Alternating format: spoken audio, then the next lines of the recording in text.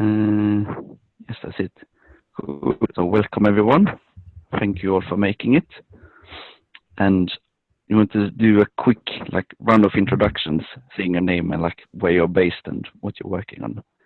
So I can start. I'm Nils. I've been part of in the UK since the start. I've been working on supporting some of the groups I've been setting up in other countries outside of the UK since November or so. And who wants to go next? My name's Miriam. I'm based in Melbourne, Australia.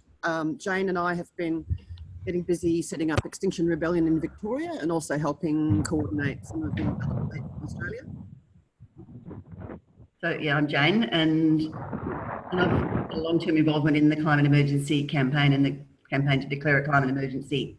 So that's why I'm going to talk about that later. But I'm obviously working on Extinction Rebellion. I'm Mary. I'm in Adelaide, South Australia. I'm one of the organisers for Extinction Rebellion here in Adelaide, the capital of South Australia, and we're building out across the state. And can I just introduce Jenny as well? Jenny's one of our volunteers in Victoria. Yes, I'm basically a tourist here in Australia, and I've met Jane only 2 days ago, and I would like to get involved as well. Okay. So Jenny's just sitting in. We're gonna have a working bee later. Okay. Cool. So do you want to start off, Jane? Yes. Okay. So I'll just give you a bit of a whirlwind tour of Australia, the Australian context, okay? If I can get the screen share working, hopefully.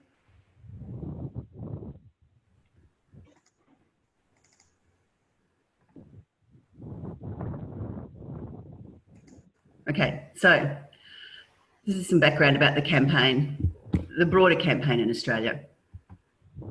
So first of all, to acknowledge we're living here on stolen land. I'd just like to acknowledge the traditional owners here, which is the Wurundjeri people of the Kulin Nation.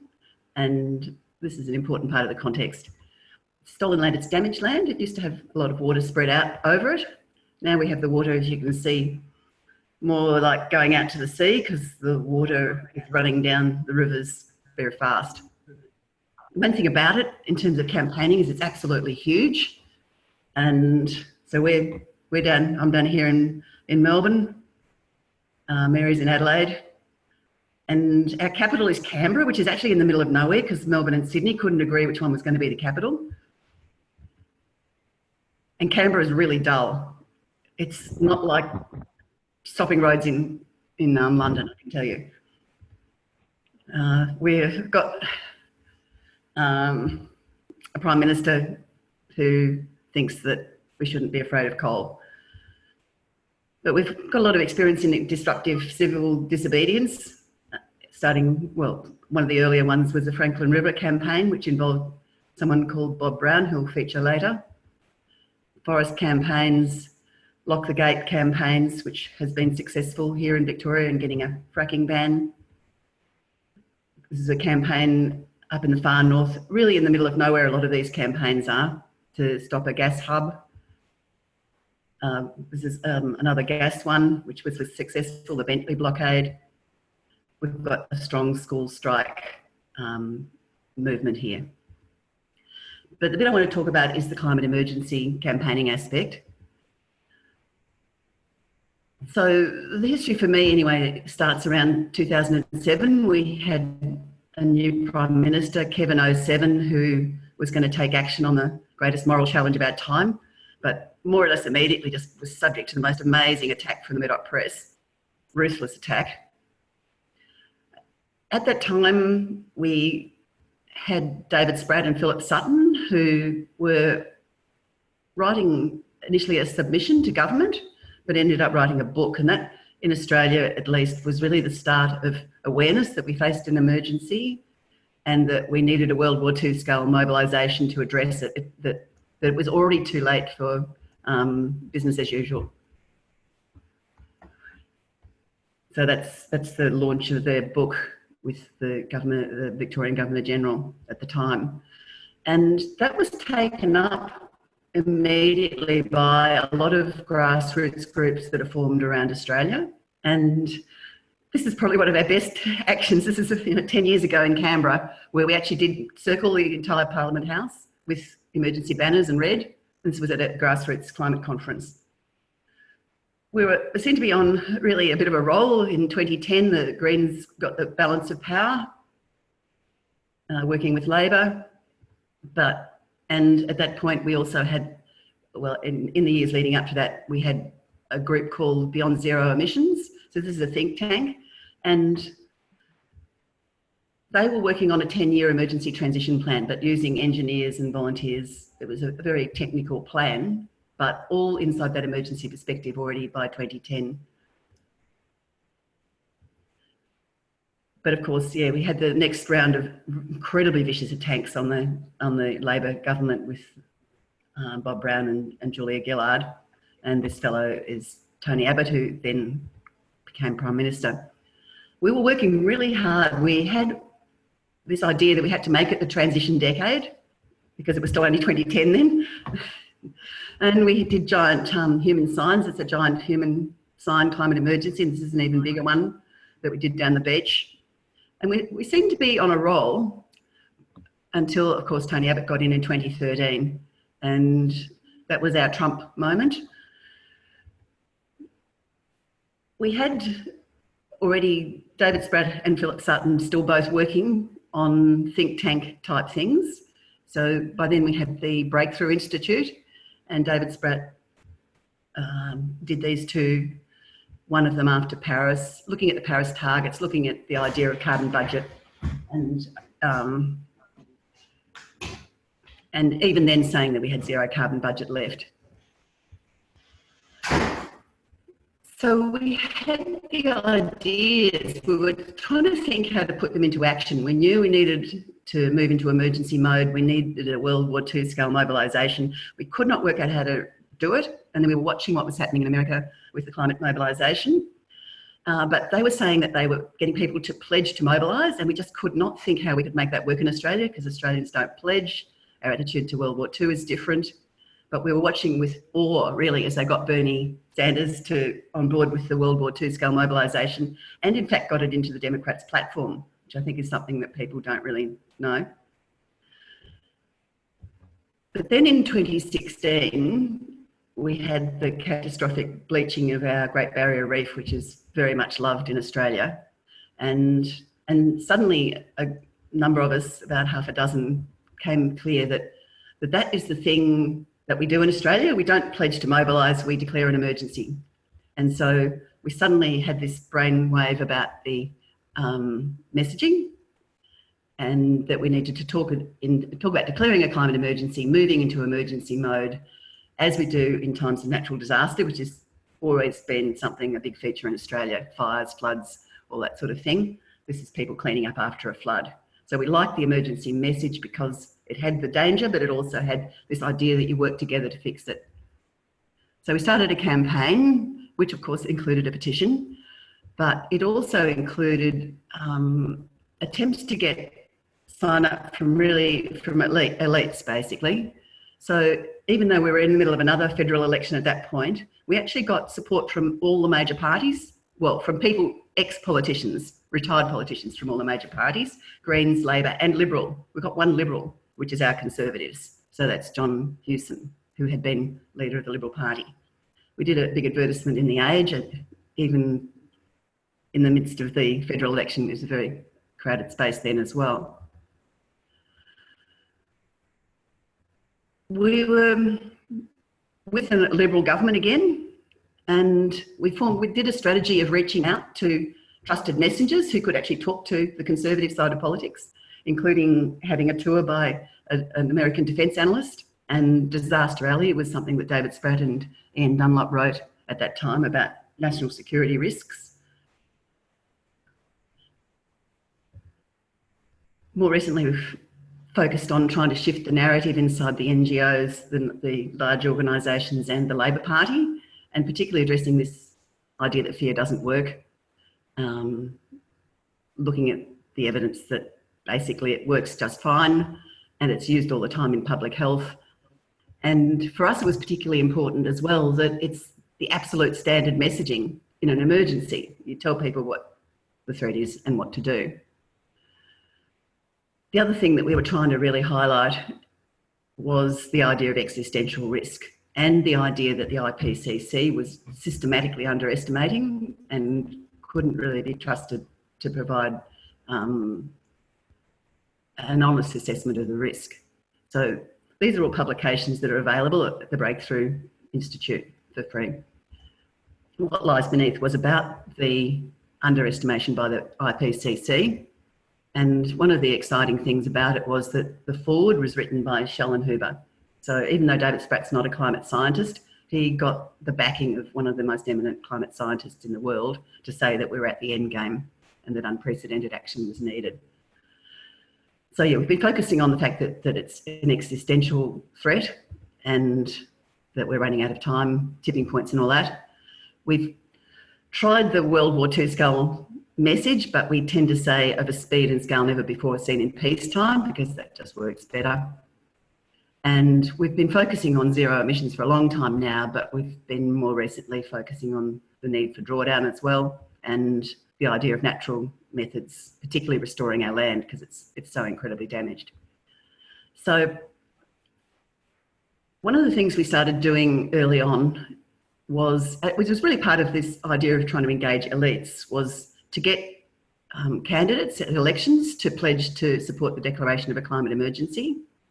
And one of the things that happened in 2016 was there were council elections in Victoria. And of course, it was a relatively easy job to get a whole lot of council candidates to say they supported it. So this was unanimous support from one of the inner city councils. Now, we were really thinking that just as part of an elite strategy of reaching out through these council candidates to the parties, but we got a whole lot of supporters of climate emergency elected in a local council here in Melbourne. And in the very first council meeting, they declared a climate emergency. So that was the first in the world here in Darebin. That's just right where we live here. And that's one of our councillors with their emergency plan. They've since then had an climate emergency conference, and they've had a lot of influence on other councils. So we were also doing it with our state and federal politicians. And again, the experience was very much like the experience of climate mobilisation in the US. As soon as we started having a strong ask and a strong message, we found it surprisingly easy to get people to agree. So this was just a little protest outside our local MP's office.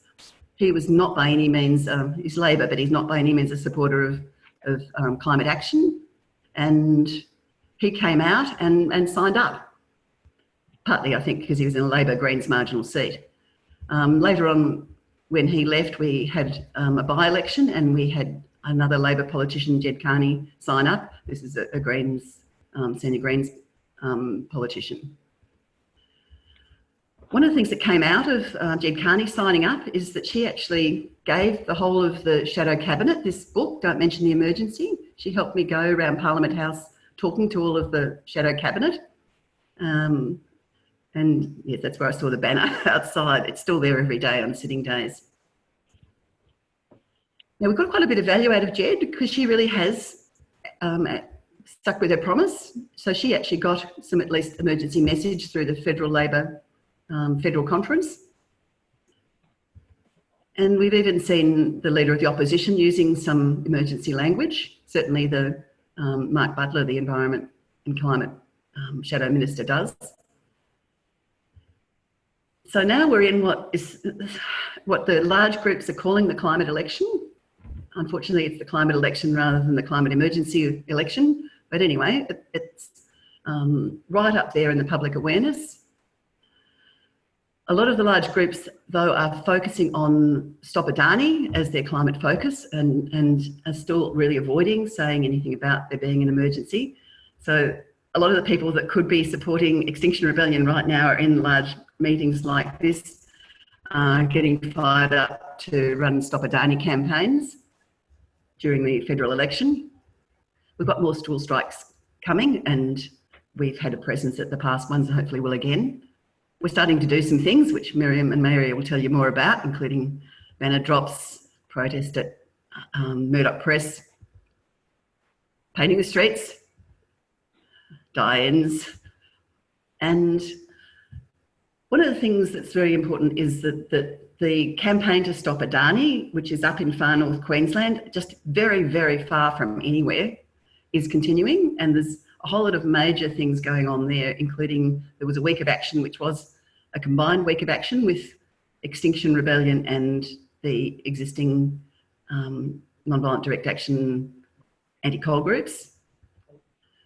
There's some very brave actions. This is actually from a past photo, but there's very brave actions of people locking onto coal machinery at the coal port and so on. There was a week where they stopped the coal for most of the time, just quite recently, and that was the joint Extinction Rebellion action.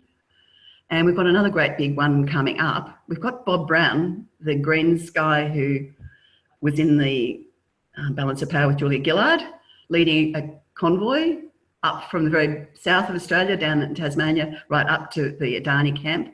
And again, the very exciting thing is this is a joint thing. It's endorsed by Extinction Rebellion and a whole range of other groups. So I think some of our strengths are our background here in nonviolent direct action, climate campaigning, climate emergency messaging, and we have really quite some influential supporters. I mentioned Ian Dunlop before as one of the people who works with David Spratt in Breakthrough Institute. He's actually presented the climate emergency case to the Club of Rome and got the Club of Rome to talk about declaring a climate emergency. The challenges we face right now especially are we've got this election going on. It's a really crowded space. There's about 1,000 things going on. We're very, very big, and especially with the coal and gas targets, they're very remote. That Adani one is, I don't know, 100 kilometres from a small town, that sort of thing. The gas hub was the same thing in the middle of nowhere. And the places we've got to stop fracking are places where the houses can be 100 kilometres apart. Okay, and like I said, a dull capital, that's the other thing. So blockading Canberra is just not going to be fun. There you go, thanks. Very good. Thank you. As Jane was saying, in Australia, we're reasonably ahead with when we started Extinction Rebellion. We already had networks of people who've been involved in non-violent direct action for a while. I came in from the direct action side, whereas Jane's been working on the policy side with the Climate Emergency Declaration, working with the politicians. I started working with the Galilee blockade, which is the Galilee Basin is where the Indian mine, the Adani mine, is supposed to be going to go ahead. So we'd been doing a lot of direct action around the Galilee blockade campaign. So Jane and I got together and had a coffee. I think it was November last year when we heard about all the excitement going on in the UK with Extinction Rebellion, and we said, well, we've got to do this in Australia. What do we do? What do we do? So we got on the phone and got on the blower and rounded up a group of people who we already knew who'd been working, and basically had our first meeting in Melbourne, and got busy setting up the campaign around about December. Then we hit Christmas time and a lot of people went away. We had one meeting before Christmas and I think we had 20 or 30 people turned up to it. Then we took a little break. We had another meeting in January and we had 45, 50 people turn up and we had to squash into the room. Since then, we've done 3 sort of major actions in Melbourne because we've got a lot of beginners have come in to the Extinction Rebellion campaign, and so we've been doing some fairly soft sort of actions to get people to have a taste of it, to feel what it's like. We did a die-in at Melbourne Central Shopping Centre where everyone went and lay down on the floor and did all that, copying what's been going on in the UK. We had our Declaration Day in Melbourne a couple of weeks ago at the government buildings. We had angels. I don't know if you've seen the pictures. We had climate guardians and angels and all that. And we read out our demands in a human microphone style. And a bunch of other people in the other states, Mary, did a Declaration Day as well, didn't you? On the same day. So Adelaide, New South Wales and Queensland and in Victoria, we all did Declaration Days in March. And now we're planning some actions leading up to April 15. What else would you like to know, Nils? Ask us a question. I think it's definitely really interesting to hear about some of these things on a more historical perspective and hearing about how we've been working with emergency messaging for some time, and like in the perspective of where that came from and how we started using it. I think one thing that I was thinking of, since you said the first council in the world that declared climate emergency was in 2016 in Durban, what have you noticed any like specific effects of like how they have changed their policy since then, or like how have they kind of follow up in doing? Because I know a lot of councils in the UK are declaring climate emergency, and I'm curious if there's any like specific pattern you've seen with like councils declaring climate emergency in Australia. Have they been following up? Have you had to do lots of extra work or like pushing them to really follow that through? I think the people at Darebin were really very motivated, the councillors. It took us quite a while though to realise that the council staff were actually not on board at all. And so it wasn't until we actually had the climate emergency conference and a lot of the staff from the council came along that I think they were really dragging their feet. And the problem we had as well is that they hired a consultancy company to do their messaging that was totally opposed to climate emergency messaging.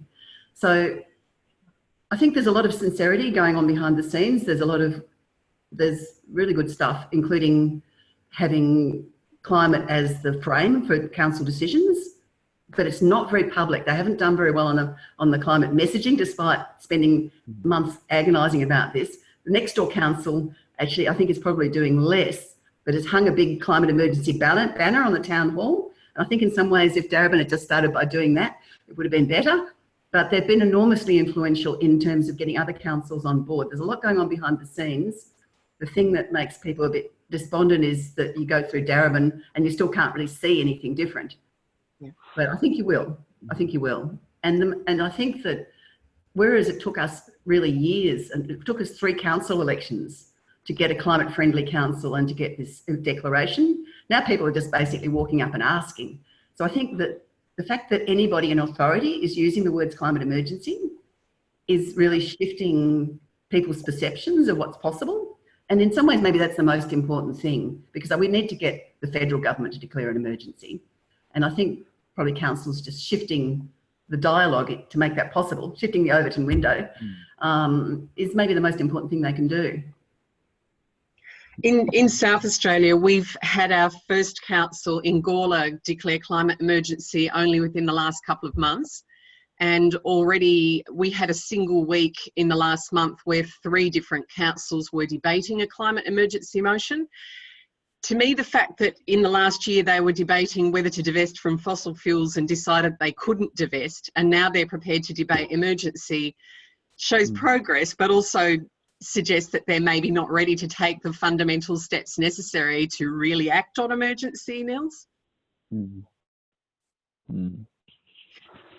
And I think also a related question, have you, so at the moment in the UK there's been some push in getting other institutions to declare climate emergency. Like I think recently the UK Labour Party declared a climate emergency, and I know there's also been a kind of push to get cultural institutions to declare climate emergency, like some, I think maybe some museums in London, and I think we have had some contacts in the kind of fashion industry and get some of them to declare climate emergency. So have you been working on getting other institutions or other organizations to declare emergency apart from councils? We're not really working on other institutions. We're just working really, really hard on the Labor Party. And it's enormously, because it's only 6 weeks or so, they could be the government. And so we're enormously encouraged by seeing the UK Labor Party making a statement. It's not really declaring a climate emergency. It's more like just stating that there is one. But that's really enormously important. And that's why I think a lot of, there's people who are coming new to Extinction Rebellion that are very keen on the nonviolent direct action and on doing stuff in the streets. I think until the election's over, we're still very divided in our efforts, because there's a lot of energy going into basically getting particularly Labor politicians and independents who might hold the balance of power to say that they support the declaration of a climate emergency. If we can get a dozen in the lower house and a dozen in the upper house within the next few weeks, I think that'll set us up really well for getting movement out of this government. Traditionally, Labor has sat on the fence. They've been very reluctant and very scared of taking a stand on coal or gas. And I think if we get the Liberal Party, the party of coal, soundly defeated and some of the worst people voted out, there'll be space for Labor to move. And it's just a matter, I think, over the next few weeks till the election, to lay as much groundwork for that as we can. It is incredible how I think Labor has moved inside the party in terms of their language and their thinking. But of course, there's still forces of darkness inside Labor. It's not like it's going to be an easy road. But I think that thing that the UK did is just enormously important to us right at this point where we're heading into hopefully a new government. We I think, would not have thought that it would be possible to get a declaration of a climate emergency in one term of government in this next term. But I think it is very possible now. And it's partly that UK thing that I think that's given us hope. I think one other question I had when I was thinking about was what kind of organizational structure you have been using nationally and regionally. Because I have the impression that in some countries which have bigger land masses like Australia and I think Canada have been focusing a lot more on kind of regional and local and city groups. And I also had a bit of impression that in my home country in Sweden, when I was visiting last December to see the extra groups there was also maybe more work in the kind of specific cities because it's a bigger land mass and more sparsely populated. Whereas in the UK, XR started off as a national group and it's quite densely populated and interconnected. So I was wondering if you could talk a little bit about the kind of organizational structure you've been using nationally and regionally. Sure. So Victoria, where I'm from, the whole of the UK, the whole of Great Britain could fit into Victoria and still have some space left over. So that's the sort of size we're talking about. And Victoria is the second smallest state. So you get the idea how big Australia is. And we've got different issues in different states. So in Victoria, we've got a relatively progressive government who's on board with renewable energy. We've got a ban on fracking in Victoria, but we've still got problems with logging and we're still using brown coal. In South Australia, they have different issues. They have gas and they're wanting to drill for oil in the Great Australian Bight. In Queensland, it's all about the Adani mine, the Galilee Basin mining, coal mining. In Western Australia and Northern Territory, it's about fracking. So we've all got different issues and different, more sparse populations. Queensland is absolutely enormous. There are two groups set up in Queensland now. There's Far North Queensland, which is based up around Cairns and Townsville, and there's South East Queensland, which is in Brisbane, and they've just got started.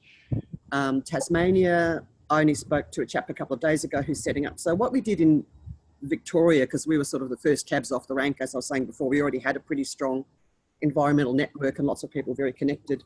We just followed the UK system and it was a lot quicker and it saved a lot of lengthy discussion about what branding to use and what our philosophy and what our structure and all that saved a huge amount of time. So the first couple of meetings we had, people wanted to debate how we should do it. And we said, yeah, no, we're just doing how they're doing it in the UK, with of course some minor changes in that Australia, for example, as Jane was saying, blockading the capital of Australia is a bit boring.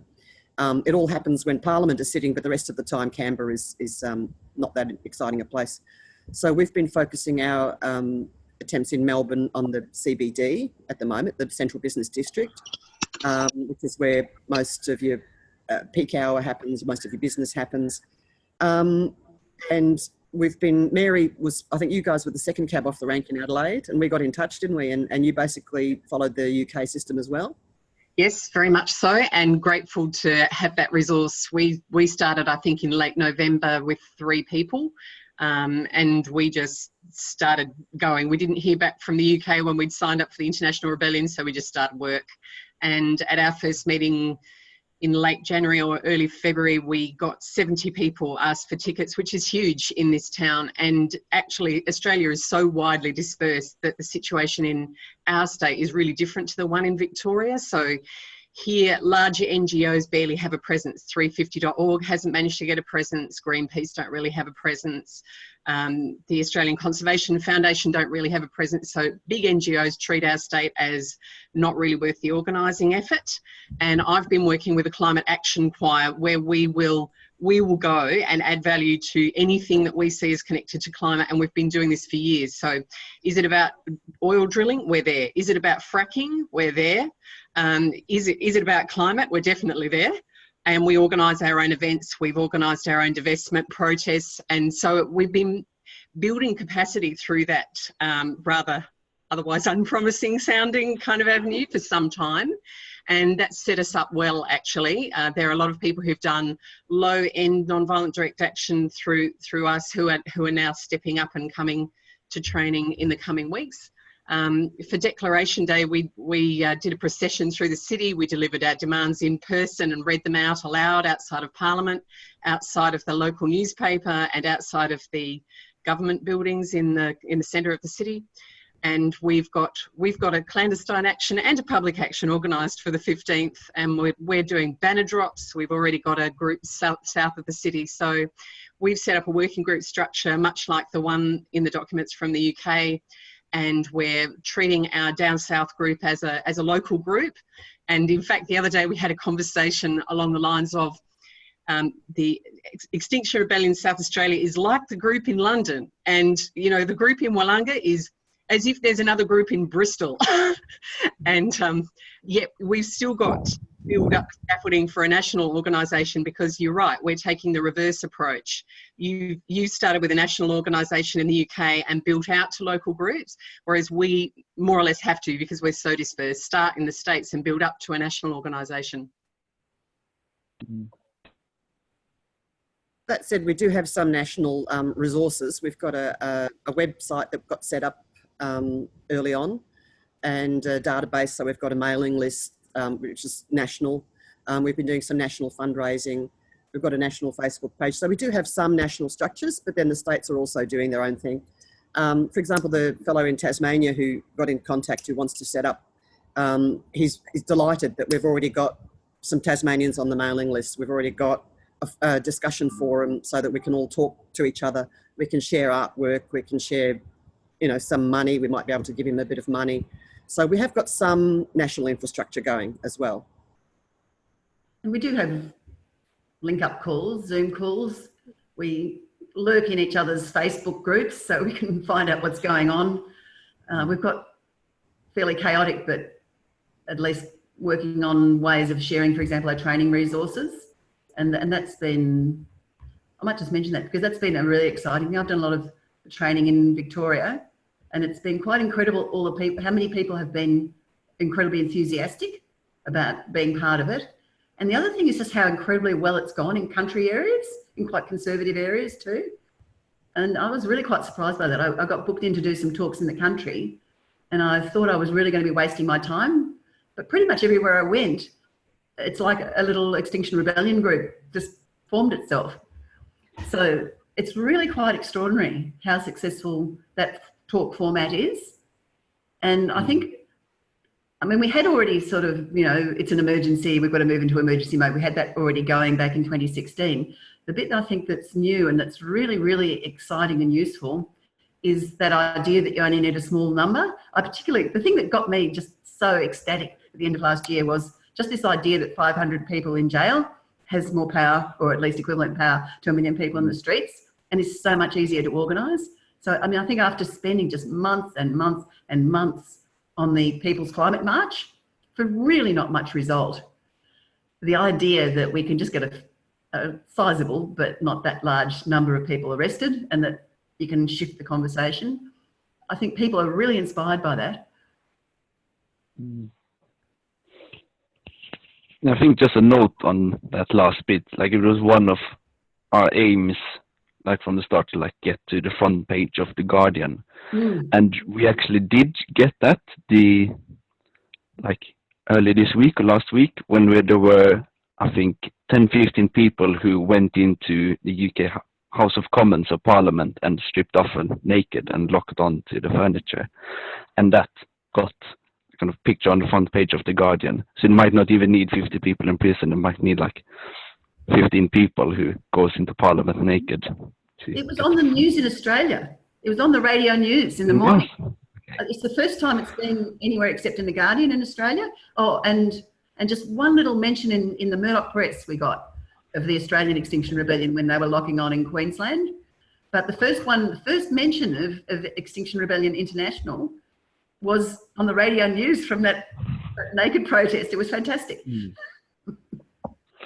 Cool. Yeah, it's given a lot of people here some big ideas about copying that one. In Australia, that we've had the Stop Adani movement started up a while ago. As Jane was saying, the focus before was always on having big rallies and getting lots of people to go to a rally. And there wasn't much of these sort of micro protests. We've had people on tripods in forests. We've had people locking onto trains. We've had that going on for some years. But the idea that you can campaign in your own little area without having to go all the way up to Queensland, and you only have to get a dozen people together to do something, and it makes a difference with the Stop Adani campaign, was a good precedent. Because, for example, you may not know much about the Stop Adani, but it's been going for a couple of years. One of the things they did was they got little local groups in the suburbs to go to their local bank branch, like the Commonwealth Bank. So you had people turning up, only 4 or 5, 6 people would turn up to their local bank branch and go in and withdraw $1 and say to the bank, if you don't get out of Adani, we'll come back tomorrow or next week and we're going to withdraw all our money. Or they turned up at their local bank branch in a costume and stood around in the branch, and the police would come and go, not quite sure what to do here.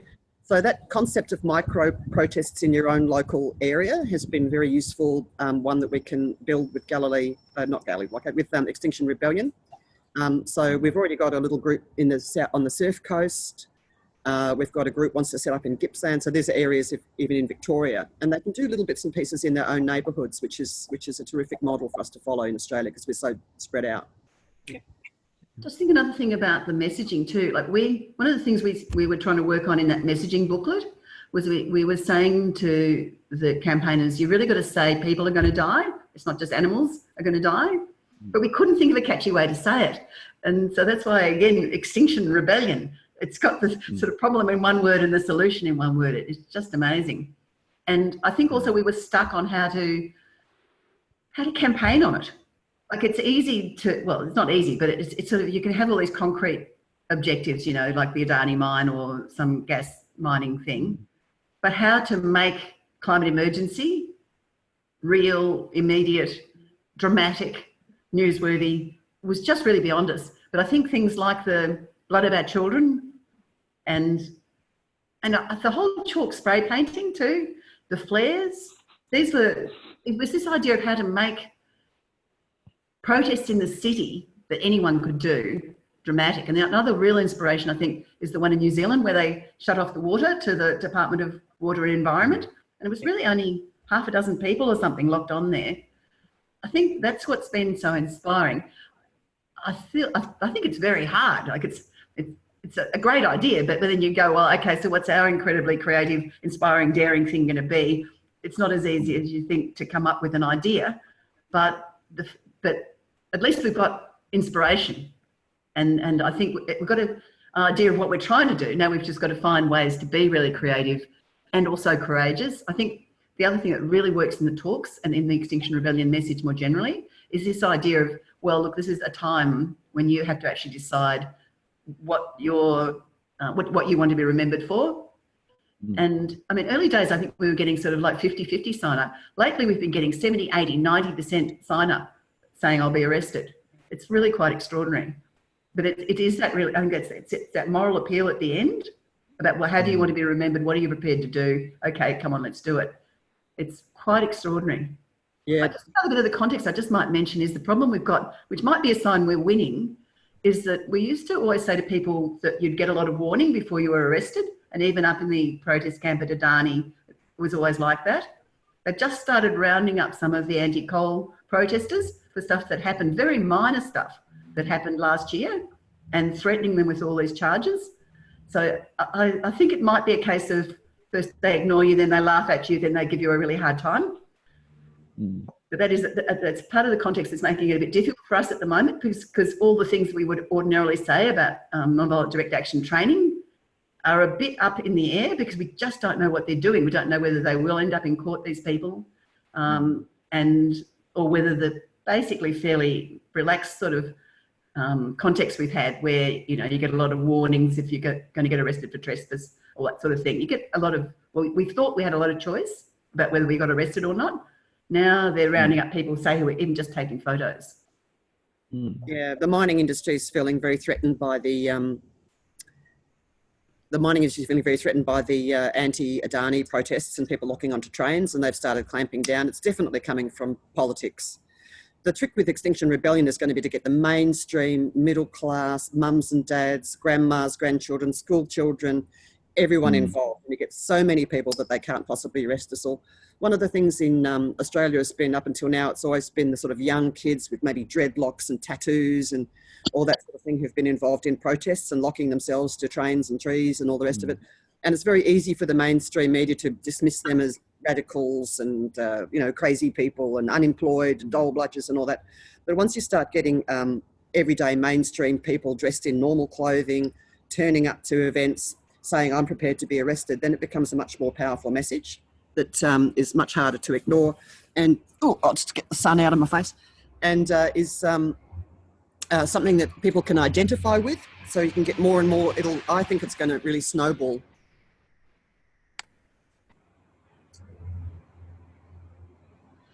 Anyone else want to add? What about Mary? But we've actually got so many older people involved in our group that we've got people who are saying, well, we've got older women saying it's time for the old ladies to step up, because we're out in solidarity with the school strikers, and we're actually planning an action that's going to foreground grandparents and then work down the generations. So we're going to mobilise that particular grey-headed superpower. Probably starting next week. Grey power. I'm actually, after this, I've got to go to a meeting we've got a campaign in Melbourne called Grey Power Climate Protectors, which is deliberately getting the old grannies and grandpas in, because one of the things we found was that most of the people turning up to these meetings were older women. So why not acknowledge that and actually start a Grey Power campaign? And you'd be surprised, we did a couple of actions outside our Treasurer's office last week, and we were on the road doing a little park in and had a fake gorilla garden and all this kind of stuff. And 5 police turned up, and there was about 6 women. And the policemen are a bit sort of uncertain what to do, because someone, they're old enough to be my son, and there's this policeman saying, you can't be on the road. I said, I think I can actually, And prospect of them getting old ladies and bundling them into the back of a divvy van is a divisional van in a police divvy van, is Australian slang, into the back of a van. It's terrible look. Having young people with tattoos and dreadlocks thrown in the back of a van is something that the media loves to see, that, because again, it's this image that they're radicals and they're weirdos and they're strange and they're a minority. But when you get old ladies turning up saying, now listen to me, Sonny Jim, it's quite powerful. We've actually got organising for all ages now, because we've got Grey Power for the oldies. We've actually got a new one starting up, which is parents supporting the school kids strike, but it's got a full-on climate emergency perspective. We've got the school kids strike, which has some emergency perspective, some not, but Greta's message obviously is very, very powerful. So, and look, one of the interesting things is, I think the climate emergency movement actually has had always a lot of old people in it and really no young people. And the interesting thing during the talks is, I think it really depends on the advertising. You can do advertising and get all the old people turning up who are already existing climate movement people. If we let the young people do the advertising and use just classic Extinction Rebellion branding, you get these young people who have had nothing to do with the climate movement turning up and going, oh yes, I've seen Roger Hallam on YouTube. And also saying, I have been waiting my whole life for this. I have been scared my whole life and I have not seen anything that's proportionate. And so I think that it's true that in a sense, it's easy to disregard young people if they look with dreadlocks or something. But I think that Extinction Rebellion, as this mobilisation of these people, these young people who have never been involved before, and they are flocking. We can do talks with 2 or 3 days notice, and it's not like we get hundreds, but we get plenty of these people who've been just waiting to try and find us. It is quite extraordinary. Our Regen Culture Group are working on a project about intergenerational solidarity as one of the bases upon which we might build up our Regen Culture projects for making sure that we've got sustenance of everyone of every age. Yeah, exactly right. One of the great things about, because Melbourne's already had such a long-standing activism background, and we've got the Galilee blockaders and all that going on, that the young folk can come in to a meeting, and they can have older folk like myself and Jane and so on, who've been doing this for a long time, who can give them advice and guidance. And they say, let's have a rally. We're like, no, we're not doing rallies. Why don't we do this? And they go, well, that's a good idea. How do you go about doing that? And we're teaching them how to put their own actions on and what you need to think about and how to go about it. So they've already, and then they've got the energy and an enthusiasm that some of the older folk don't necessarily have. And once they have the skills, they'll just away and they'll just do it. We've also got that kind of intergenerational skill sharing going on. We've got people who are veterans of the Overspeed blockade to stop uranium mining in our state, and people like myself who've been lifelong activists who've worked in all kinds of campaigns. So we're very much sharing skills with some people much better at social media, and some people much better at IT, and other people with much more experience of having done police liaison or having locked on. So, you know, really being clear that everyone of every age has skills to share, and that we need everyone of every age with every background. One of the things I didn't mention about South Australia is that in South Australia, there's a group called Sedamia, and in Victoria, there's one called CASE, Council Action in the Climate Emergency. Anyway, they're very active actually across the globe in supporting other councils to declare a climate emergency. But one of the interesting things, just relating it to this intergenerational thing, is now we've got school kids actually linking up around the world with us and with each other to get councils to declare a climate emergency. But there's one amazing young one from South Australia, Zelly Bean, who's working on getting the first cities, first country to declare a climate emergency. They're just going for it. So, and I think these intersecting networks are one of the really exciting things. And the way that, especially the school kids one, it's like it's come from nowhere, and now it's so strong and completely international. Yeah, we've been looking for something that we could hang, because I've been thinking for a long time that we've got all these little groups working around little projects, and people exhaust themselves trying to save a forest or trying to stop a mine. They wear themselves out, they bankrupt themselves practically, taking it to court. They do all this energy, and then they fall apart. What we need is, what we've been needing for a long time, is some kind of overarching scheme that all the groups can still do their own little things, but under a sort of a banner with some resources. And then I think that's the problem that Extinction Rebellion is going to solve. And we had a lot of concern that we wouldn't be able to do that. The big organisations are relentlessly single issue. You've got to have your objective that's strategic, whatever it is, smart, you know, strategic, measurable, something's achievable. And so they push very strongly with single issue campaigning. And we have tried for years and years to say, okay, stop Adani, but you should say climate emergency, stop coal and gas, stop Adani. Just don't go stop Adani. But that is just now shifting. And I really think it's Extinction Rebellion that's tipped that. Well, plus I think that possibly we are on the verge of winning with Adani, and I think everyone recognises we've got to somehow make this broader and a more all-encompassing message. But we've tried for years to try and declare a climate emergency as the overarching thing, and it just gives so much more meaning then to the individual battles. And I think it's also an enormous relief to people, because it's just the idea that sometime in the future the government will declare a climate emergency. We won't have to be writing the 10-year transition plan for renewables, the 10-year transition plan for cement, the 10-year transition plan for electric vehicles, the plan for fast trains. You know, it's exhausting having all these campaigns to work on and all these solution plans that we have to work on. So I think it's enormously hopeful, this idea that the government might, in some foreseeable future, declare an emergency, and we can, well, not exactly take a rest, but it won't be as hard after that. I think it's really interesting to see the kind of role in the kind of wider social movement ecology Extinction Rebellion is playing in different places. Like, I think some of the local groups in the UK seems to be taking a kind of similar role of like uniting a lot of different groups and projects that were working on their own on different things, and now suddenly they're all coming together as Extinction Rebellion. Yeah, and I think that's just both like drawing lots of people together, and in some cases like putting new energy into different things. And also being about generation, like here in the UK, we've been working on setting up a youth network in XR, and it does feel to me like a quite powerful thing. Like I almost don't notice it, like from having been in XR meetings so many times and then suddenly being in meetings with only people more my own age and younger is a completely different energy and a completely different feeling to be in a meeting with only young people compared to being in a meeting with people of different kind of ages. You've had success in Europe in having the school kids, the Strike for the Climate, line up with Extinction Rebellion goals.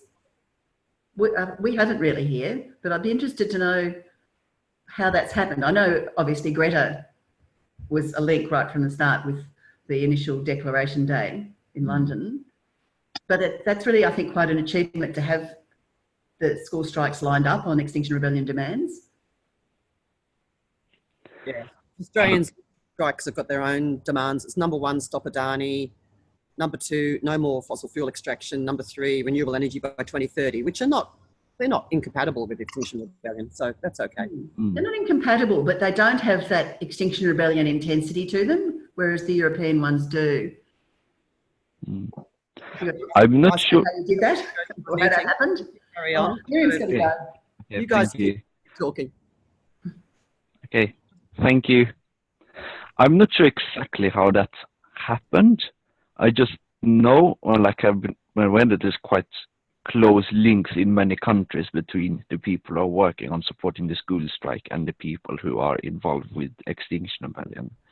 I only know that there are like a lot of really strong close links between these different groups in at least a lot of European countries and probably in many other countries as well.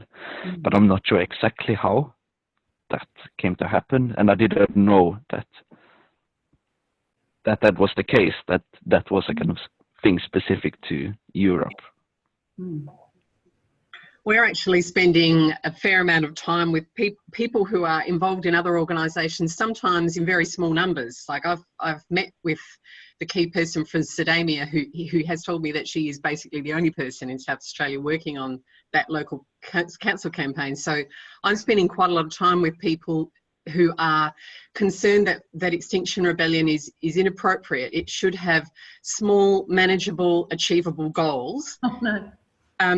Explaining to them that is absolutely not the project of Extinction Rebellion, explaining what its goals are and explaining that its key strategy is non-violent civil disobedience and the difference between that and what their project is. So I've been articulating that clearly to people and saying this is a social movement strategy in which your goals are not incompatible with ours. However, we have a much bigger goal than you have and we have a different key strategy. And as part of a social movement, we aim to be the end of the social movement that compels government and policymakers to view you as the very reasonable, rational negotiators, while we are the terrifying people who are bringing them to the table with you in a way that they have not been coming to the table with, 350 or Greenpeace or whomever. Not getting with the project at all. So we're aiming to do something quite different, and by all means join us as well as participating in your lobbying projects. Yeah, that's one of the things that I really like, that idea that their aim is to have people say, oh, well, I don't like their methods, but I agree with what they're aiming for. Every time we think of something to do, I feel a bit awkward about, oh, that's a bit confronting, or that might make some people cross. And then I just try and remember that's our job, to have people say, well, I don't really like their methods that much, but I agree with what they're campaigning for. Yeah. And I think one of the people who's influenced in our campaign and just more generally in Australia is Paul Gilding, and he has just wonderful turns of phrase. But one of the things he's popularised around here is this idea of social tipping points. And I just really feel like we're at the social tipping point certainly for the idea of climate emergency action and declaring a climate emergency. It's been so hard for so long, and suddenly it just seems like it's easy. I just was at a candidates forum 2 nights ago to see if the Labor person there would sign up, and he was, oh yes, I'll sign up, no problem. it's really quite extraordinary. Fantastic. My sense was that he'd been worded up that he might be asked, and he was fine with it. It's quite incredible to have people inside this party that still can't really decide on coal and gas signing up to say that they support the declaration of a climate emergency. And I really hope, I really think there is a pathway for them to move through this next term of government. I won't go too much into that, but I really think it's quite possible.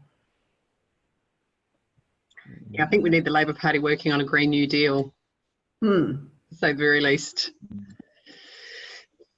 Yes, well, again, that's another amazing achievement. Again, just from 2015, as this fringe group pledging to mobilise, to having Green New Deal as pretty much mainstream, with massive support across the political spectrum. That's only in, what, 3 or 4 years of telling the truth. I really think this, how everything changes. I know in the climate mobilisation in the UK, in the US, say that as soon as they started telling the truth, all these people came to help, including one of Bernie's key people, which is how they got inside the Bernie Sanders campaign so much. And I think that has been our experience. Like, as soon as you have the courage to say it, just all this stuff starts to happen, and it starts to happen just faster than you ever could have imagined. Yep.